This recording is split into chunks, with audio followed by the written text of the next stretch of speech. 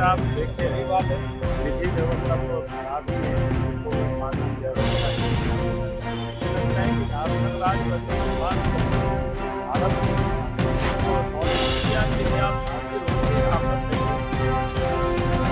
लेकिन मुख्यमंत्री उस नींद से वो भागे थे।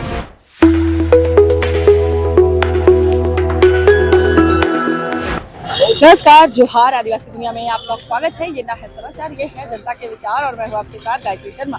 राजभवन के समक्ष अभी हम मौजूद हैं। आपको बता दें कि बाबूलाल मरांडी और नेता प्रतिपक्ष अमर कुमार बावरी का एक प्रतिनिधि दल यहाँ पर राज्यपाल से मुलाकात करने के लिए पहुंचा। जी हाँ, कई मुद्दाओं पे आज राज्यपाल का ध्यान आकर्षित करने की कोशिश की गई है, जिसमें से प्रमुख है कि बार बार ईडी के समन भेजने के बाद भी राज्य के मुख्यमंत्री आखिर क्यों बच रहे हैं।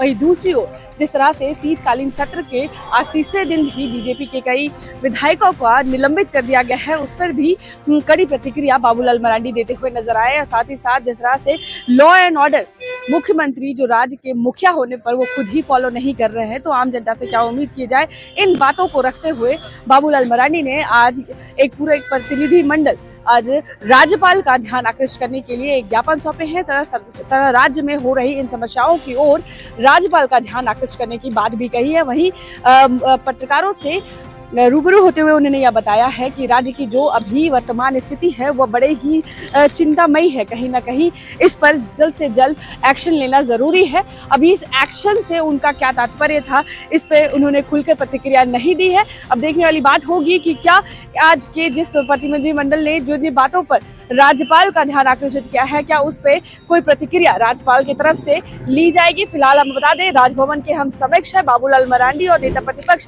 अमर कुमार बावरी के नेतृत्व में एक प्रतिनिधि मंडल आज राज्यपाल से मिल करके ज्ञापन सौंपे हैं। विधायक दल एक प्रतिनिधि मंडल लेकर के हम सब लोग महामहिम से हम लोग मिले, और एक तो राज्य में अगर आप देखें विधि व्यवस्था तो खराब ही है, बिल्कुल कानून व्यवस्था इतनी बिगड़ी हुई है झारखंड। मुझे लगता है कि झारखंड राज्य बनने के बाद कभी इतनी हालत नहीं खराब है,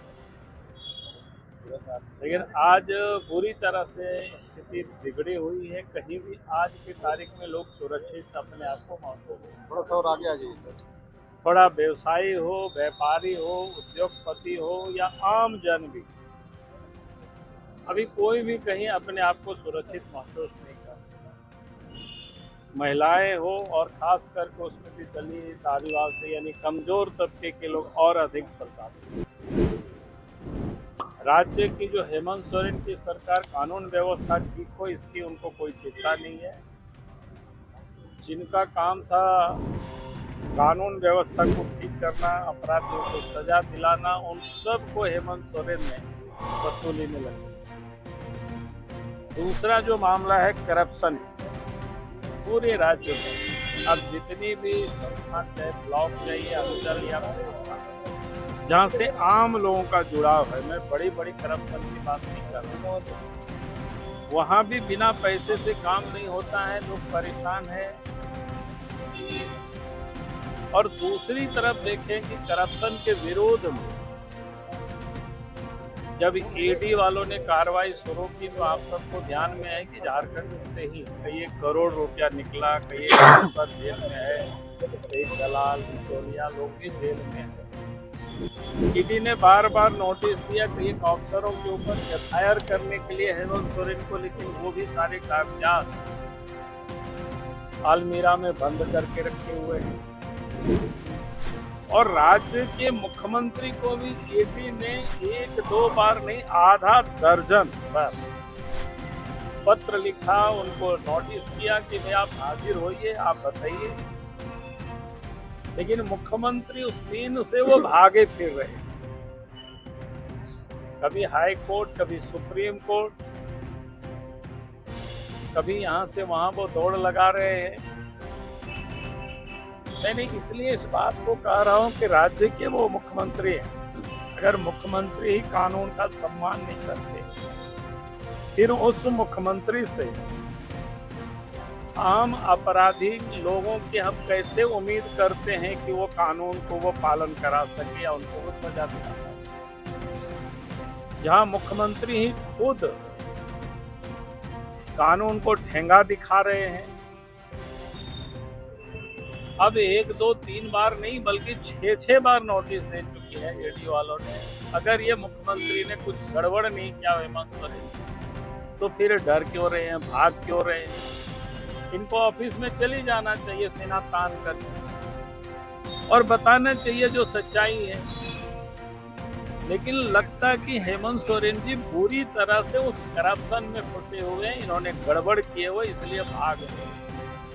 और इसीलिए हम लोग महामहिम से आकर के मिले, हम लोगों ने दरखास्त दिया है महामहिम से। ये राज्य की हालत है, ये मुख्यमंत्री की हालत है और इसको ठीक करना जरूरी है।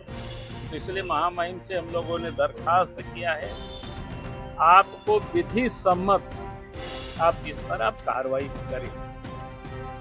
उन्होंने हम सब लोगों की पूरी बातों को सुना है और उन्होंने कहा कि भाई हम सब चीजों को हम देखेंगे।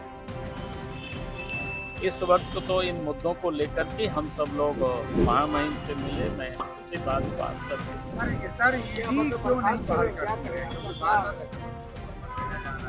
नहीं जा रहे हैं। नहीं, मैं वो क्यों नहीं कर रहे, ये तो वो उसका उत्तर तो देंगे, क्या है मामला, क्या उनको करना नहीं करना, उसके बारे में तो नहीं जानता। लेकिन मैं सामान्य जो मेरी बुद्धि है उससे मैं कह सकता हूँ, अगर राज्य के मुख्यमंत्री कानून को का पालन नहीं करेंगे तो फिर वैसे मुख्यमंत्री से बाकी अपराधियों से कानून को कैसे वो पालन करा सकता है? और इसलिए ये जरूरी है कि महामहिम से हम लोगों ने यही कहा कि ये जरूरी है कि आप उनके ऊपर विधि सम्मत कार्रवाई हो, इसकी आपको पहल करें।